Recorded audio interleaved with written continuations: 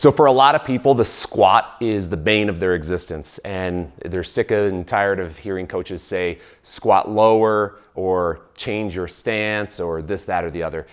What I'd like to say is that there is not a one-size-fits-all squat stance, and that we're going to adjust based on flexibility, limb length, and goals. So I've got a few friends that when I watch them squat, you can tell that they need to move their feet wider. And that's generally because they have really long femurs, and that puts them in a weird position where they lean over a lot, because when they squat, their feet are stationary, the knee stays pretty much stationary, it moves forward a couple inches, but their butt moves so far back that their chest must drop in order to remain balanced. So what that person can do with the longer femurs is move their stance into a wider position.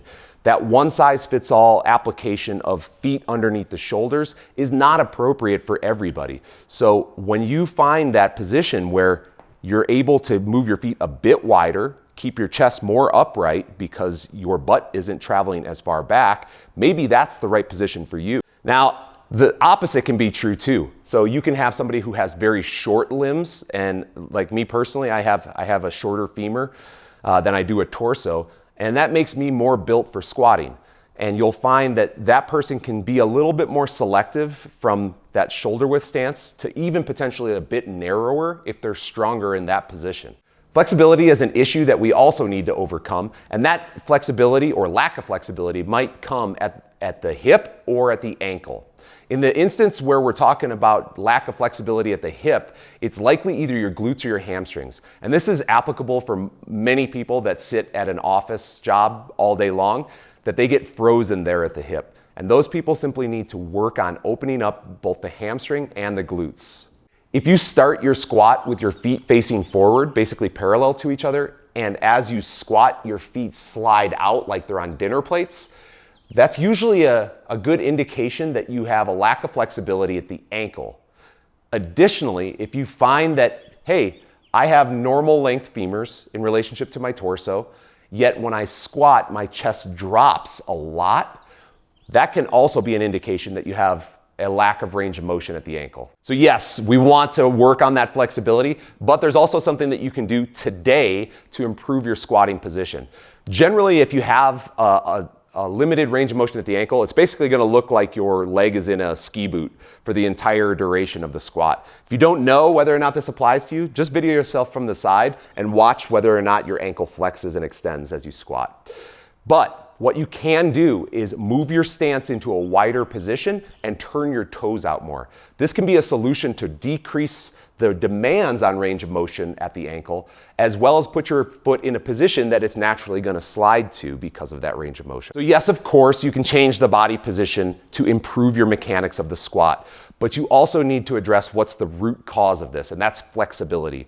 So here's an idea. Simply 4 days a week, add in somewhere between 1:30 and 5 minutes of static stretching that targets the muscles that are tight. So to address ankle flexibility, it's not as difficult as it may seem. Like, for example, one of the exercises that you could choose to do for 5 minutes is simply hold the bottom of a squat and allow those knees to travel forward as you start to flex. You could also weight the knee as you hold those positions with a barbell or with a sandbag. Second, you could choose to use something like a calf stretcher or a slant board, where you're simply just going to stand with your ankle flexed for a period of time. And like we said, it doesn't need to be much more than 30 seconds per leg. So this is something that you could easily switch back and forth for 3 rounds and get some great benefit if you do it on a daily basis. So in addition to flexibility and limb length, we also have to think about what your goal is. So if my goal is powerlifting, then I don't really need a lot of flexibility at the ankle, because what I'm going to try to do is sit back and drive my knees super wide in that move in a powerlifting squat. Dropping your chest is not an issue in a powerlifting squat, because generally we're going to do like a low bar back squat, and that's going to allow your torso to drop as you squat.